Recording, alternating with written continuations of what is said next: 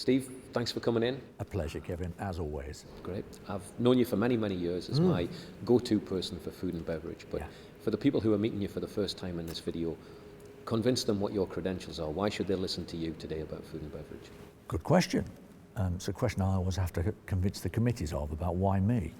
I've been working with food and beverage now for, you'll find this hard to believe, but over 40 years. I actually have to dye my hair this colour so that I lock my age, Kevin, but over 40 years dealing with food and beverage. So I've learned a thing or two about it.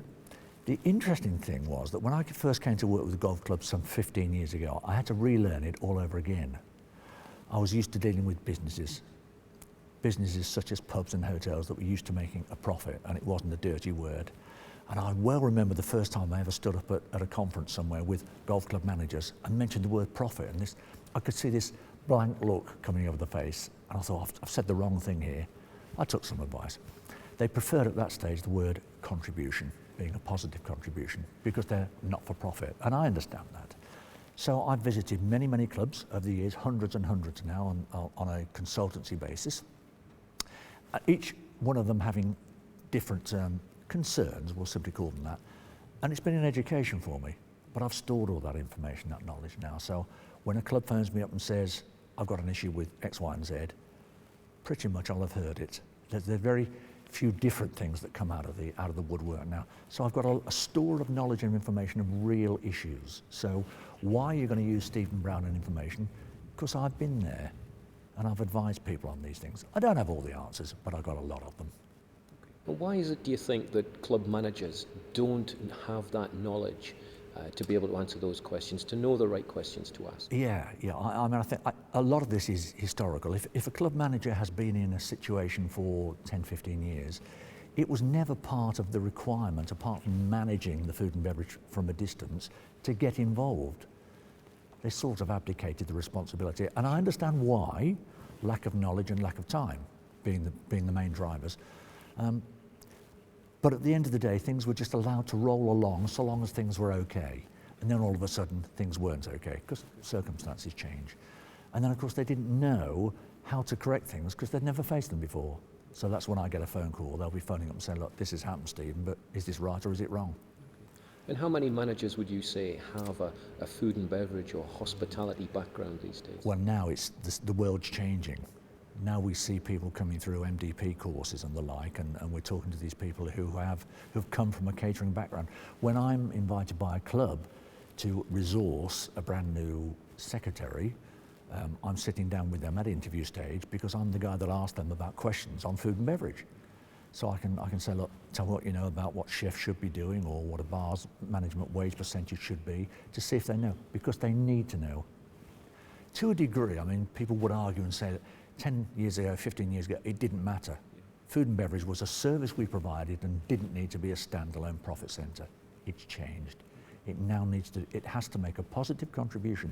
And in order to do that, you have to control it. And to control it, you need to know which questions to ask. And the advice that a club would be paying for if they do choose to engage you, it's a little bit like going to see the doctor. The doctor is going to tell you what's wrong. It's really up to you if you take the medicine. Absolutely, totally. At the end of the day, I've always said this, that I provide a report that says, look, A to Z, this is what I found. I can't make them adopt those changes. That's entirely up to them. They have to have the will and the wherewithal to follow that through. And what we've done in Scotland, Steve, as you know, is to invest the money in having you up to work with 4 clubs, one in each corner of the country. I can see you're already Very smiling. different. What did you find on those 4 trips? Well, what a mixture. I went to the west of Scotland and spent a day with some clients over there who had a franchised operation. The franchisee had been in operation for some years. And if I paint you the picture, when I walked into the club when I wasn't supposed to be there, I actually arrived late in the afternoon and I thought, I'll just pop across and have a pint and see what's going on there. And I go in and this guy in his chef's whites, he's standing on the fruit machine. I find out this guy hasn't put his prices up in 8 years, ever. Just everything that you could do was wrong. And I go, this guy now is saying, actually, I'm going to leave your club and taking another franchise operation somewhere else because that's going to make me some more money. But then you start to delve into why he's not making money. Well, here's a thought. He's standing 40, 45 minutes at a fruit machine, driving the business forward, marketing it, doing anything better to make sure he's got a business ethic in place. Hasn't increased in prices in 8 years. Is it normal for clubs to franchise out their catering? What's the balance? Across the United Kingdom, it's roughly about a 50-50 split. So they're saying perhaps we should take this in-house. Well, let's sit down and look at that. And then we find out that in actual fact, they're not set up to take it back in-house. They have no skill in terms of the control of a unit. They don't have the expertise. They don't have the admin set up, support to take it back in-house. So there are clubs I'm saying to leave it as it is, but let's get this franchise deal sorted out. There are other clubs I'm saying to, we're taking this back in-house. We're ready to go. You may need to employ a food and beverage manager to actually control that. Sits below the club secretary, but will control that, but can do that because you've now got two operations. What we're looking for is better productivity. So we always have the scenario in golf clubs where members of staff will be available at 9 in the morning through to 11 and there's nobody in the clubhouse. But you've got to be there just in case. In a commercial business, you wouldn't do that. You open the pub at 11 o'clock and we're there at 11:15 ready to go, but I've not got people standing around for 2 hours just in case somebody turns up. It doesn't happen. So we have different commercial imperatives. So in summary, you would perhaps say that although you have norms, industry norms, Yes. and particularly working in clubs, you have those norms to hand, but it's more important that the club know what it's trying to achieve before you can apply a norm. If Debbie, for example, wants that to be heavy on service, then you would expect that to be higher, but it's a conscious decision the club have taken. It's what's best for the membership. At the end of the day, if the membership demand, I want 2 people there standing to serve me in case I walk in, then that's how it'll be. That's got to be reflected in their prices they charge, their membership fees and the like, because they're obviously therefore subsidising that. But that's their personal choice. I can only point these things out and say, this isn't normal. We have a scenario where we have a franchisee who's been in place for some 6 years, who, and I'm going to use this word, threatened the club with, I'm leaving today. And I find this an awful lot. The clubs get very frightened about that. They're looking at that thinking, oh my God, we've got a competition tomorrow or something's happening. What are we going to do? And I really have to placate them and say to them, look, don't panic about this. There are other options that we can adopt if they do walk out tomorrow. But don't let's have a dog where you've got the tail wagging the dog. We don't want that scenario because it's crazy. We're perhaps painting a picture that all is bleak in the golf club industry as far as food and beverage is concerned. You must see some excellent examples. I do. And there's lots of good practice out there that you can share with people. Well, it's interesting because one of the things that I measure the results of a bar by, something we call yield. Okay. Now, lots of club managers struggle with the concept of yield. In fact, 2 of the people I've spoken about today actually struggle with the concept of yield and didn't understand its importance. It's one of the first measures I look at.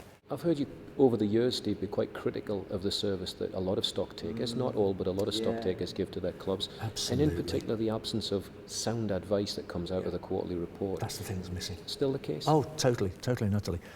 Classic example, yesterday they had the classic stock report and result, which basically any management system within a club, back office support and tills, can actually give you the same information. What you need is somebody to sit down with you for an hour afterwards, bacon sandwich, 10 cups of coffee and say, explain that to me. Tell me what it is that I need to do. Give me an action plan. So what I'm saying to my clients quite simply is this. Club secretary, monthly stock results, you get a report with 3, 4, 5, 10 pages of written commentary that says, this was great, keep doing it, stop doing this, your price structure's not right, you can buy cheaper from this source. Give it to the club secretary gives a copy to the food and beverage manager or the bars or the catering people and says, there's your report, you've got 7 days to come back to me to tell me what you've done about those things that have been highlighted in the stock result. Now we've got some management action plans. We've got what I call MAPs, management action plans. Something's actually happened from which I can measure your performance as a club manager, as the secretary. I don't need to be standing next to you. Tell me what you're going to do in 7 days. And I love that.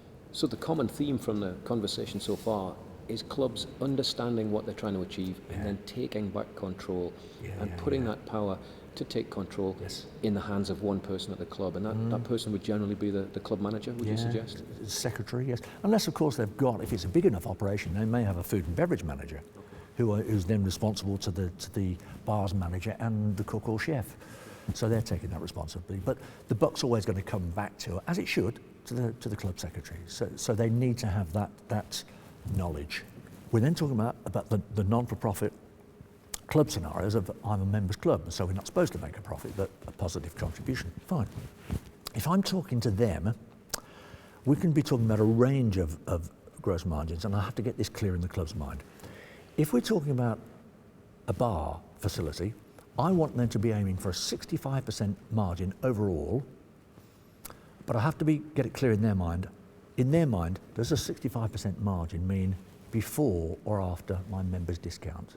Now, I'd love it to be a 65% margin after we've given a 10% discount, but you've got to be real, because that figure probably drops down to somewhere between 55 to 58%.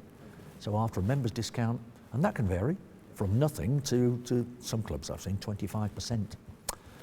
So you're going to get a range of varying different answers at the end of the day, and every club will be different. Okay, and every club has the choice to give their beer away. Absolutely. At cost price. I've said this, look, if you're cash rich and you want to give this away because you can afford to do this and just subsidise it and it's a service, then do it. You don't need me to tell you that. You don't need me to visit, just get on with it. And typically then, on the food side of things, what would be the gross profit, a typical gross profit for a private members club running it in-house? In-house, okay. Again, I suppose we're talking about them having a discount scenario in place, quite possibly.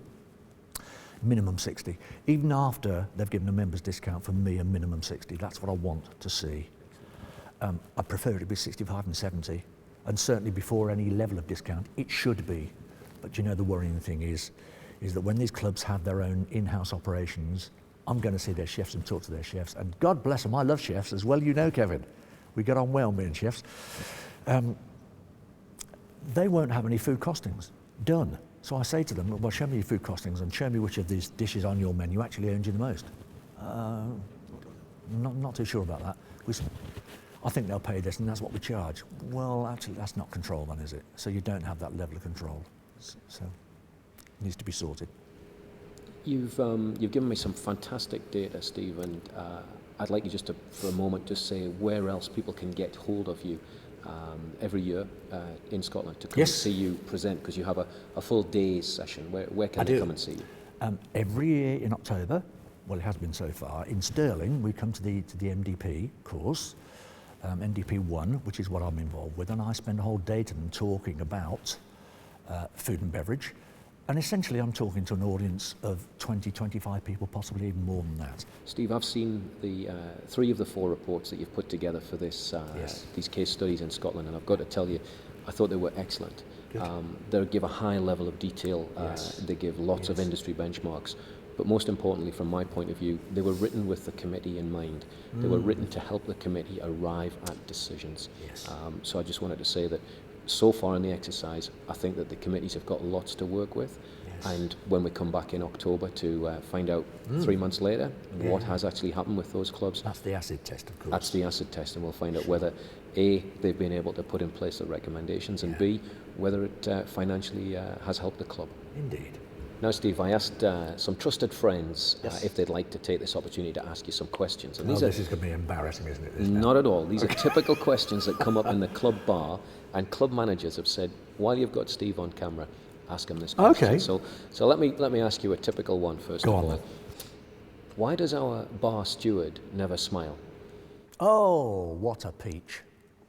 Do you know they can? If they actually go to bed with a coat hanger in the mouth, they can wake up with a smile every morning. It's personalities. I can take you to golf clubs where they do nothing but smile and you feel warm and welcome.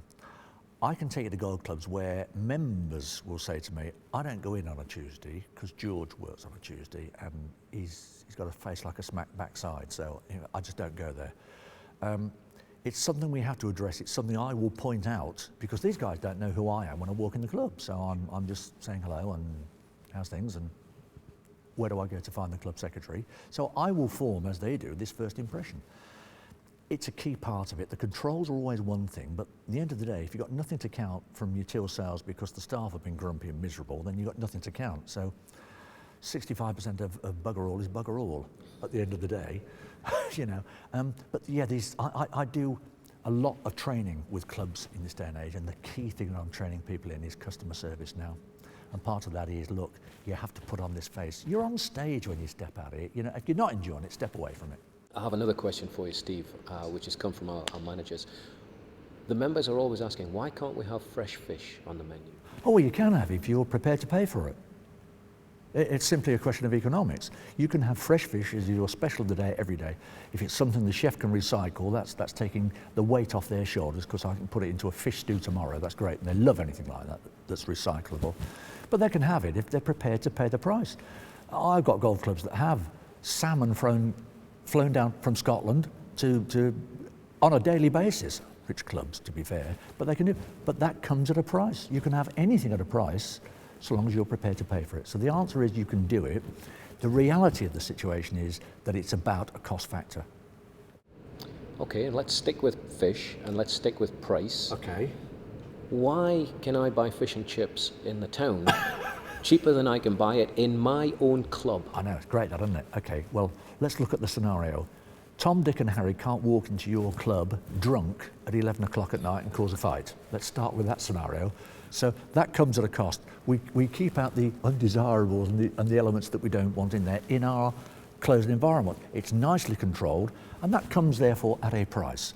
You don't sit down in a fish and chip shop, in most of them, with the nice surroundings in which you're sitting down in your golf club, and possibly with table service. It isn't happening. There's lots of factors. The service factor will be added to it. Of course, naturally. It's a different environment. Yes, look, we have this conversation about coffee. When I first came into golf clubs 15 years ago, a cup of coffee, cup of tea was 50p. And it stayed like that probably for the first 8, 9, 10 years, because they hadn't put the price up. We're now getting dead sexy with it now. We're buying these wonderful coffee machines, and lo and behold, a mug of coffee is now being charged at £2 and £2.50. And they'll still say, well, I can buy it either cheaper down the road at Fred's Cafe. Yeah, you can, but go to Starbucks next door and see how much you pay for it there. And your club surroundings are much better than Starbucks. It's a question of balance, isn't it? Members want to know why they can't come in at 9 o'clock at night and sit down to a full catering service. Good question. You'd think, wouldn't you? You know, it's my club and I've paid me £500, £1,000, £1,500 a year, that service would be available to me when I want it. Well, it can be, but everything comes at a cost. Steve, we've spent most of today talking about the downsides of food and beverage in opportunities, clubs. let's call it. Opportunities. That's perhaps inevitable because people tend to call you in when they have problems. But is the club industry doomed as far as food and beverage are concerned? Not. Convince me. Massive growth. Well, we have an interesting scenario here. In Scotland, a number of clubs are reporting to me, because of the introduction of the new licensing laws, the drink drive, that it's had a negative effect on their bar sales, which I understand. But when I actually delve deeper, coffee sales are up, their mineral sales are up, both of which are more profitable than selling beer. So from my perspective, grasp the nettle. There's a big opportunity here to make sales in a different way. Food sales are on the increase. So it's far from a disaster story. When we look around the United Kingdom, food and beverage, we're talking in the billions of sales here, and clubs are really getting to grips with this.